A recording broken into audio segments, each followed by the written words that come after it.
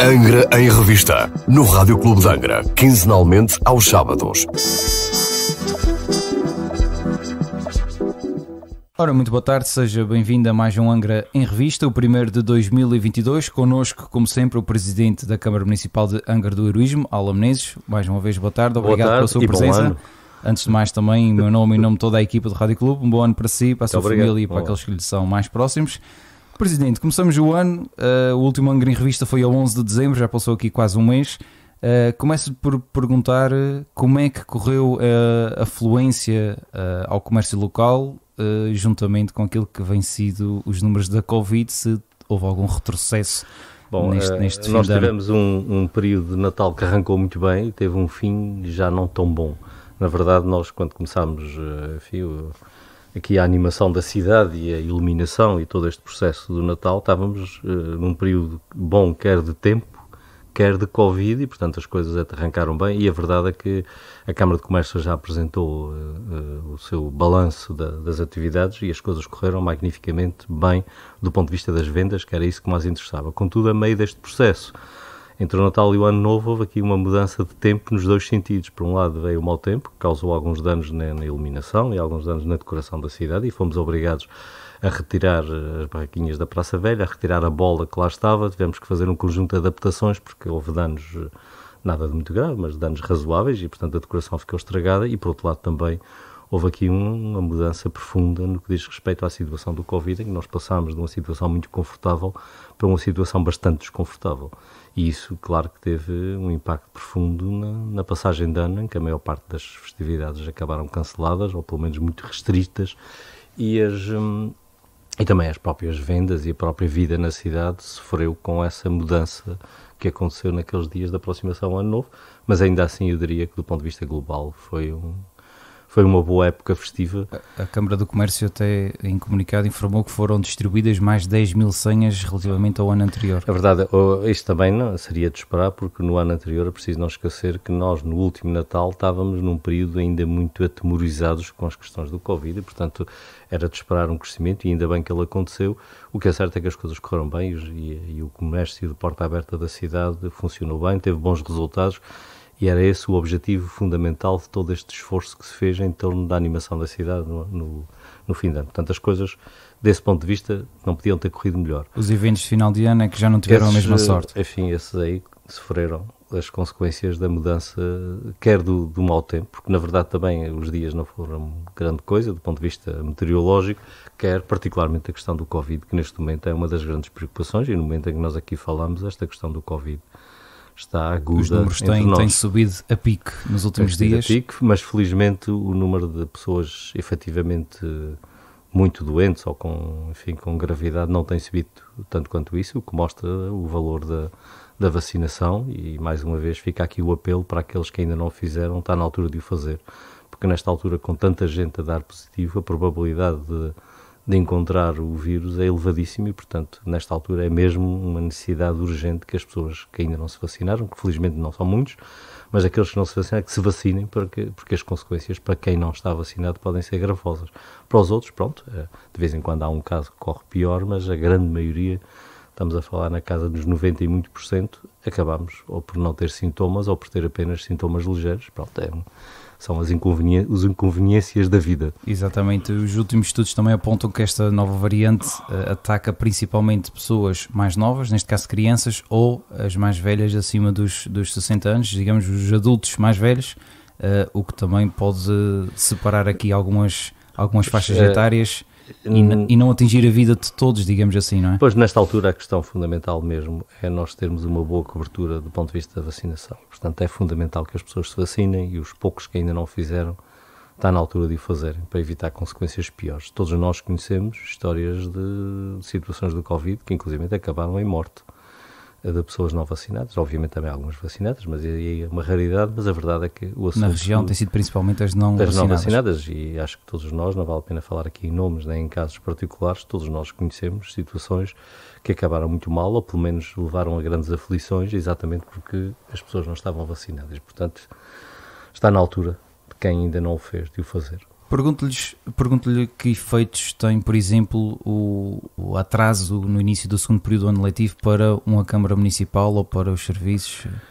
Bom, eu creio que não é assim uma coisa muito grave. Estamos a falar numa semana que depois já ser recuperada daqui até o fim do ano letivo, e creio que foi uma decisão sensata essa para evitar um problema que se calhar podíamos ter evitado se tivéssemos começado mais cedo, que é o problema da vacinação das crianças. Ou seja, o grupo etário mais afetado neste momento é exatamente os mais jovens, e o que acontece é que nós ainda não temos uma cobertura vacinal dos 5 aos 12 anos que garanta a segurança necessária. O Governo informou esta semana que a partir do dia 17 está em modelo de casa aberta a vacinação das crianças, mas não espera grande aderência, porque na Madeira também não houve assim muita aderência. Mas eu acho que é uma irresponsabilidade da parte dos pais não o fazer. Porque, obviamente que aqui não é às crianças que nós temos que falar aos seus pais, e nesta altura, face àquilo que é a situação que vivemos na ilha, com tanta gente a dar positivo, com tanto vírus a circular entre nós, nesta altura é importante também que as crianças se vacinem. E, portanto, este adiamento é o resultado lógico do facto de não se terem vacinado as crianças antes do Natal. Por isso, esperemos que agora se recupere rapidamente o tempo que se Poderíamos ter antecipado, se calhar, um pouco mais cedo. Presidente, pegue numa das suas palavras, recue nas suas palavras, quando falou do mau tempo, efeitos que trouxe estes dias de chuva mais forte, a nível de estragos camarários que possam ter ficado registados pela cidade, fora da cidade? Sim, aconteceram alguns problemas, felizmente não tantos como já aconteceram no passado. Temos um conjunto de paredes caídas em estradas, o que é, enfim, uma consequência do encharcamento dos terrenos. Então. São danos que ainda têm algum significado, mas nada que se compare com aquilo que já aconteceu no passado. Mas isto também é preciso dizê-lo, que também é o resultado do caminho que foi sendo feito. A cada vez que acontece uma situação destas, sempre que se detecta uma vulnerabilidade, tem-se feito investimentos grandes no sentido de, pelo menos naquele lugar, não voltar a acontecer. E o que tem vindo mesmo a verificar-se é que o número de incidentes graves tem vindo a diminuir.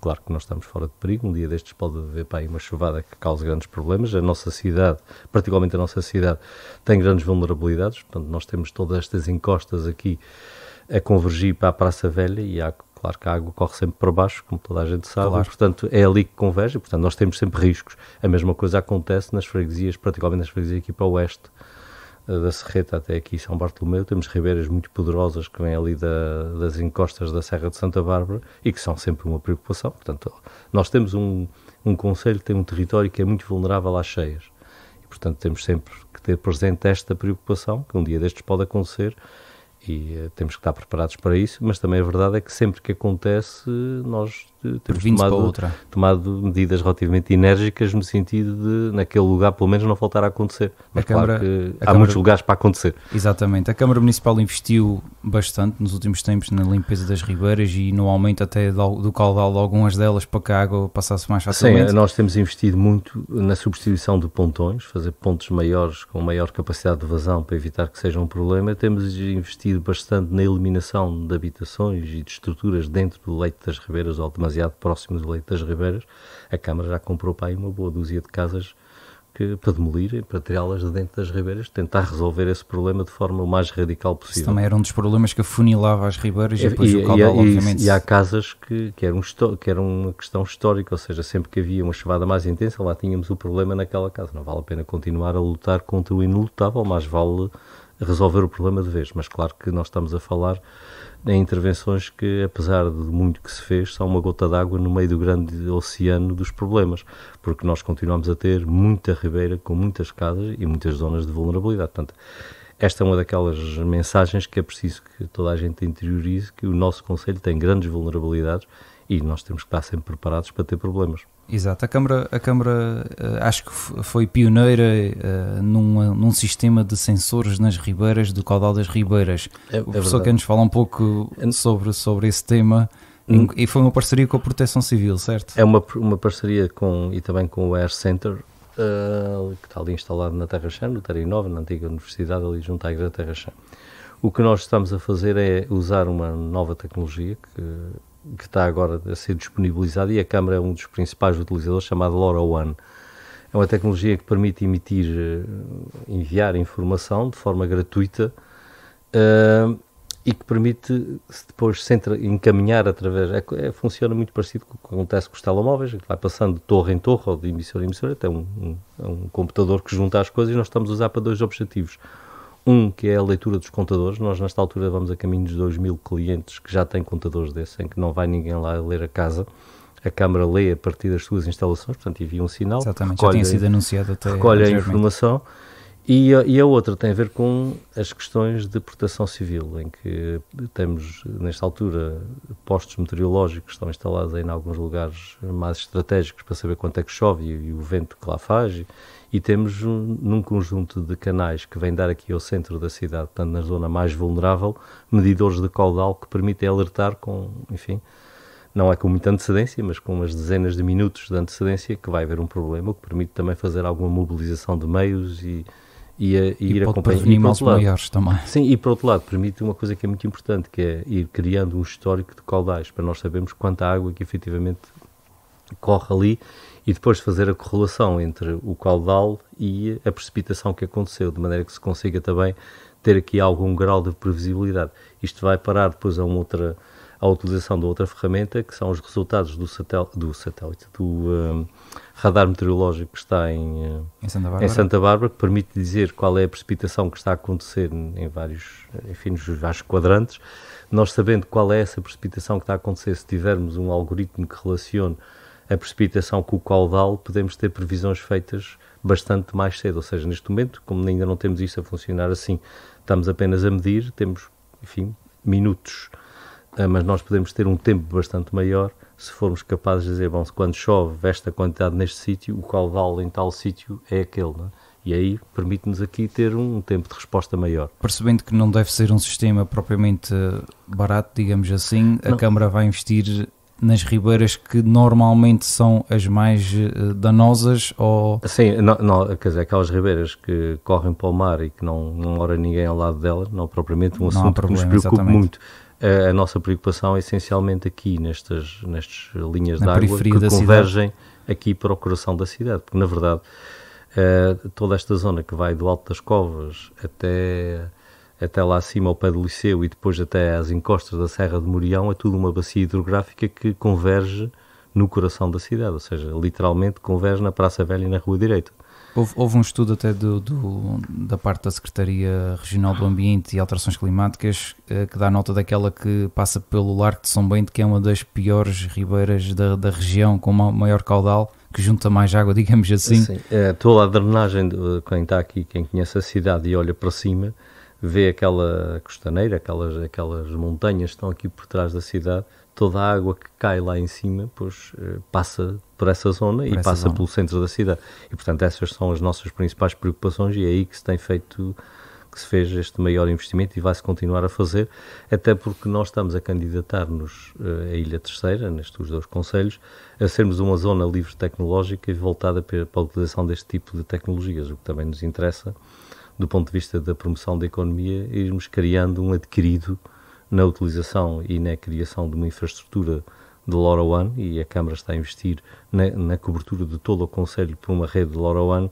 o que vai ficar depois disponível para empresas que queiram fazer testes e criar equipamentos montados sobre esta tecnologia, e isso é que está na essência da Zona Livre Tecnológica que se pretende criar na Ilha Terceira. E temos o Parque da Terra Chã, que será certamente pioneiro e promotor de muitas dessas já iniciativas. Neste momento na Terra Chã estão ali criados mais de 250 de bons empregos e empregos em áreas tecnológicas fundamentais, e portanto nós já temos aqui um adquirido muito importante que pode vir a transformar-se numa das alternativas, eu diria mesmo nucleares, no que diz respeito ao desenvolvimento da nossa economia nas próximas décadas. Nós, de facto, não podemos ficar parados, temos que adaptar-nos a estas novas situações, e estas tecnologias, que são tecnologias que estão assentes essencialmente sobre as questões informáticas, têm uma grande vantagem, não precisa de navios, nem de cais, nem paga transporte para exportar. Exatamente. Porque elas são exportadas via cabo de fibra óptica, de maneira que nós temos que perceber que assim é e temos que nos centrar aí, porque isso permite eliminar as desvantagens competitivas que resultam do facto de nós estarmos longe aqui no meio do mar. Exatamente. Presidente, A 16 de dezembro foi publicado em Jornal Oficial uma empreitada de execução de Parque de Atividade Física e Parque Canino na freguesia da Sé. Quer-nos explicar um pouco o que será isto? A Câmara vai utilizar um cerrado que está ali por trás do campo de jogos, que está entre o campo de jogos e e os campos de ténis, mesmo aqui por trás das nossas costas, quem está aqui no Rádio Clube de Angra, para fazer um espaço que vai permitir aos donos de animais que possam eles próprios fazer algum exercício e os seus animais também. Esta agora é uma das modas que está aí por todo lado, é permitir uma atividade física conjunta, humano-animal, e portanto não é assim que seja uma grande obra, é um conjunto de caminhozinhos e de obstáculos que destinam-se a que os donos façam algum exercício aproveitando a natural energia do animal. Presidente, passando para outro tema e ficando esclarecido sobre essa empreitada, não deixa de ser realmente interessante que atualmente as grandes cidades estão todas viradas também para o passeio e para o passeio com o seu canino e não só. Passando para, no dia 17 houve Assembleia Municipal, foi aprovado o orçamento, se não estou em erro, 17,2 milhões de euros.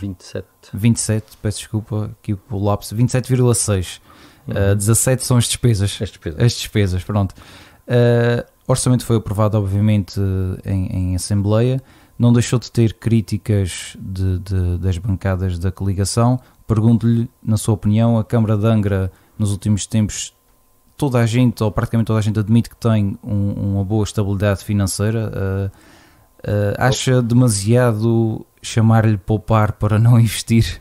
Bom, eu acho que quando se quer votar contra, tem que se encontrar sempre uma forma de justificar o voto contra, e neste caso, com toda a legitimidade, alguns votaram contra. Preciso não esquecer que as 9 juntas de freguesia, que também pertencem à coligação, votaram a favor e, portanto, votaram contra, creio que 9 pessoas, numa Assembleia de 40. Portanto, acho que o número de votos não foi desagradável, antes pelo contrário, acho que nos podemos dar por satisfeitos. A questão aqui tem a ver com visões diferentes daquilo que deve ser feito.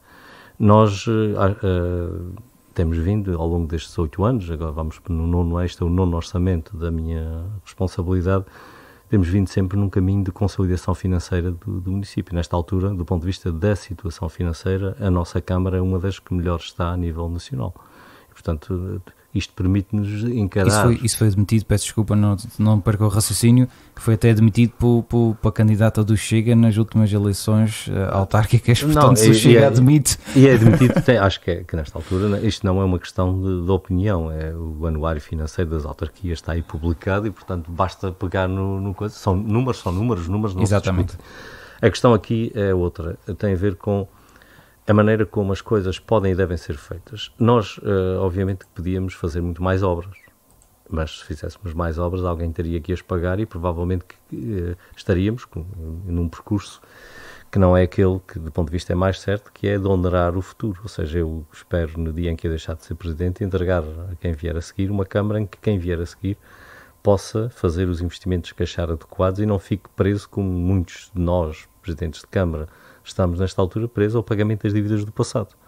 Não há pior herança do que nós deixarmos uma situação para quem vier a seguir não poder fazer nada porque quem teve antes fez tudo e não permitiu criatividade nem espaço. Portanto, há aqui uma questão de respeito para com o futuro que é preciso manter-se. E, por outro lado, fazer obras, ao fazer muitas obras, a Câmara tem feito. Nós, nesta altura, temos cerca de 80 obras ativas neste concelho. Acho que nunca se fez tantas obras como se tem feito agora. Claro que estamos a falar de obras maiores, obras mais pequenas, claro. Há de tudo, mas a verdade é que se tem feito e tem-se feito em todas as freguesias. Mas tem-se feito sempre também olhando para a própria situação da economia. Se nós começarmos a fazer muitas obras, o que é que isto vai resultar? Vai resultar num aumento do preço das empreitadas, porque obviamente quando nós fazemos subir a procura sem que a oferta de serviços suba no mesmo ritmo, leva a um aumento de preço. Ou seja, vamos fazer menos por mais dinheiro. Mais vale irmos fazendo de forma a que seja possível manter estabilidade no setor, ou seja, ter sempre as empresas e quem trabalha na área da construção civil, que é uma parte importante da nossa economia, sempre com um nível razoável de atividade e nunca levar para além dos limites, porque quando vamos para além dos limites o que nós conseguimos é causar uma perturbação que depois sai caro quer à Câmara, quer aos privados, porque o preço das obras dos privados também sobe na mesma proporção. Por isso acho que é uma obrigação de quem gera o dinheiro, que é de nós todos, geri-lo de forma sensata e geri-lo não olhando apenas para os louros que podia receber, dizendo que fez milhentas coisas, mas olhando para o bem comum, porque é para isso que a Câmara serve. E o bem comum exige que se faça estas coisas de forma pensada e de forma que não se exceda a capacidade de absorção da própria economia e particularmente que não se criem problemas para o futuro, que é o endividamento excessivo. E nós, no caso da Câmara de Angra, já se conseguiu uma excelente coisa, que foi a consolidação das contas da Câmara. Nesta altura, as contas da Câmara são aquelas que estão publicadas, não há outras, porque há muitas câmaras que têm outras contas. E porquê que têm outras contas? Porque têm empresas cooperativas, têm não sei quantas coisas, cada uma delas com contas.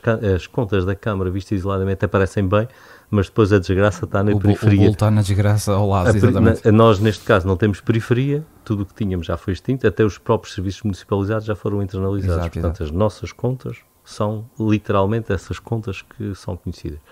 E felizmente as coisas temos um volume de dinheiro suficiente para podermos manter o ritmo de investimento que temos vindo a ter e podermos, e isso é importante nos momentos de incerteza que se vivem, podermos acorrer a qualquer coisa fora do comum que aconteça. Se nós não tivéssemos essa capacidade, as coisas não teriam corrido tão bem para a economia e para as pessoas durante o período do Covid.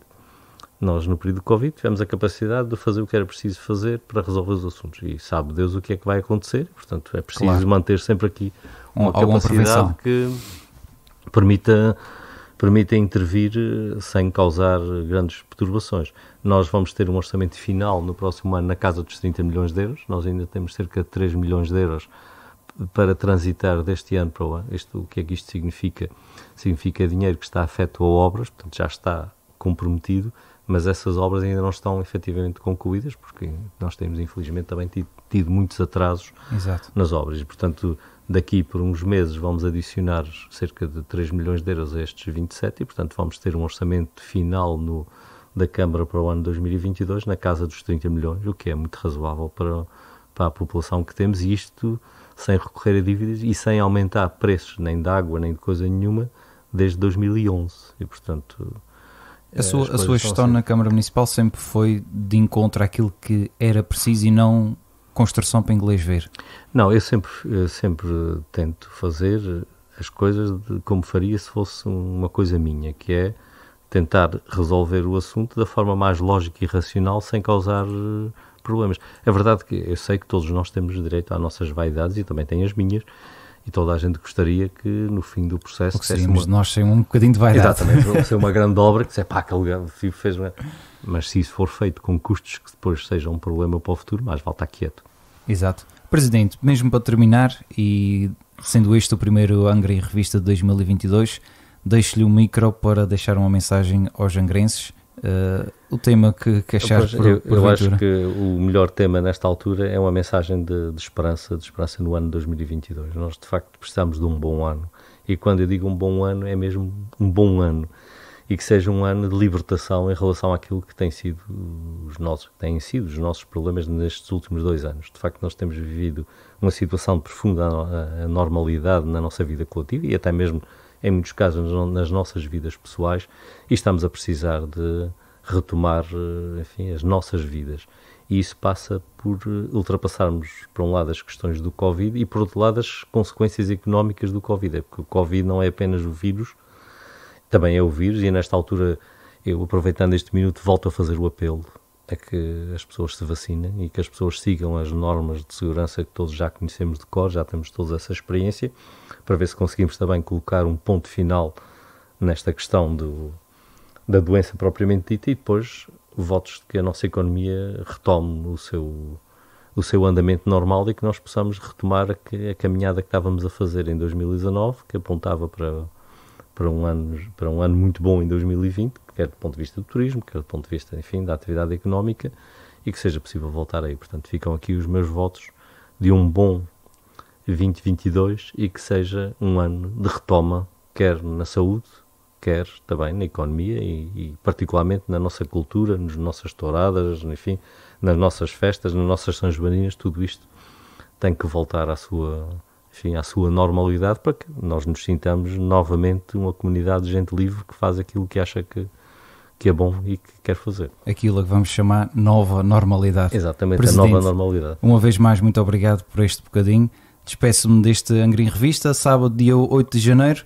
Até para daqui a 15 dias. Angra em Revista, no Rádio Clube de Angra, quinzenalmente aos sábados.